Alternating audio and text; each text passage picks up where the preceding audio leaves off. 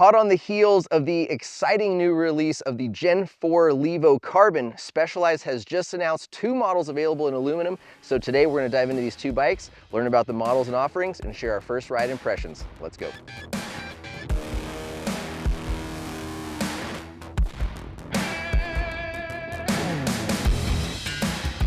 Little drop to flat here that's kind of playful, and then this little road gap to a roller that you got to kind of unweight the bike and pick up on. So what are the first impressions? How does the bike perform? And what do I think compared to the much more expensive S-Works model? Well, first and foremost, weight. Weight is something that I notice every time I pick the bike up, load it onto a rack, you know, whatever it is notable. From a performance standpoint, the riding time has been fairly limited so far.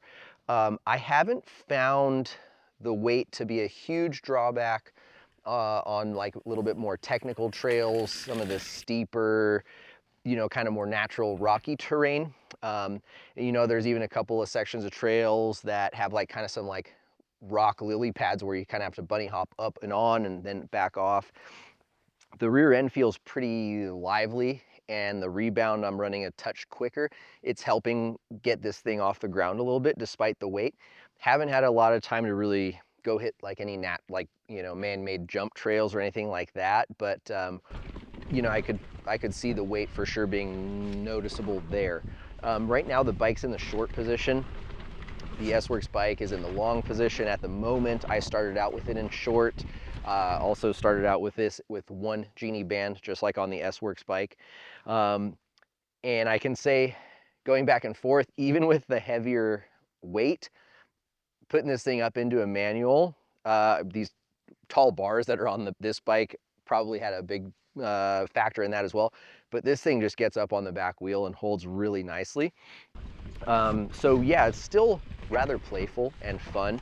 I'm gonna be doing some more back and forth testing with genie bands, just like I am on the S-Works bike, and just seeing where I land and if the difference in the weight of the bike might have me preferring a little different suspension setup or feel.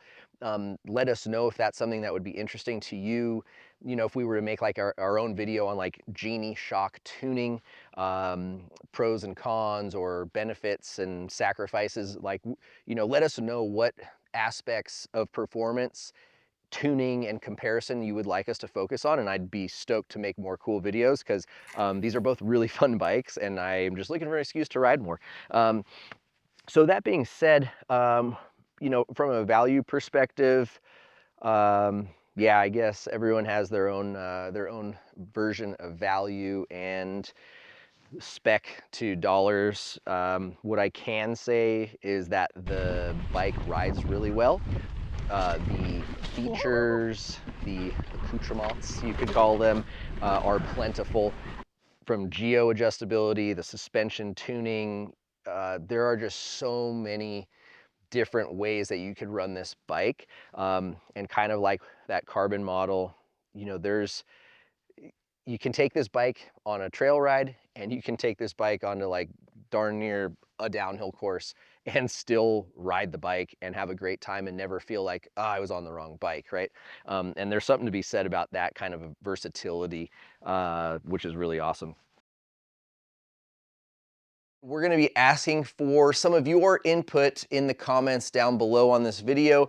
You might know that we have the S-Works Levo and have been riding that thing a whole bunch. It actually just got home from our full power e-bike shootout out in Utah, but we plan on putting this bike head to head with that in some comparative tests to really compare the 2 drive units and see just how notable the power is, as well as the bang for the buck performance, so to speak. So kind of first up, aside from the drive unit, of course, and the change in power, is the weight. This bike here, which is the comp, weighs in at 58.1 pounds, whereas our S-Works bike is obviously quite a bit lighter. I think it was 52 pounds. It's been a while since I weighed that, and I should have done that right before this conversation. But nevertheless, a pretty significant change in weight. Obviously, you've got a price point that's about cut in half. So let's get into some of the high level details. And like I said before, folks, if you have any fun comparative tests that you would like us to conduct, whether that's on descending, handling, or the power drive unit differences between this and the S-Works motor, let us know so we can work on those comparative tests in the future.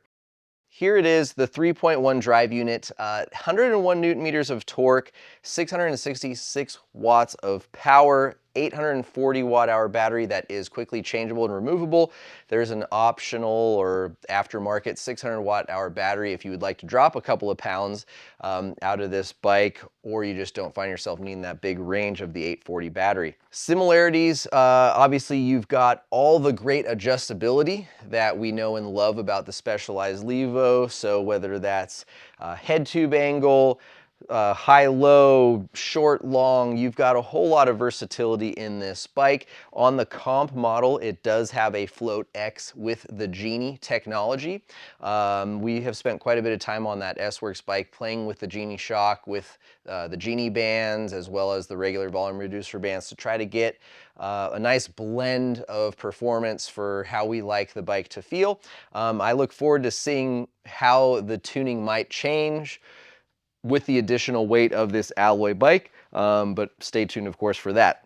The lower spec alloy entry-level model has a Marzocchi inline shock. It does not utilize the Genie technology, and rather than having a Fox 36 rhythm fork, it has a Marzocchi Z1. Travel is the same across 160, 150 on the carbon and the alloy bikes.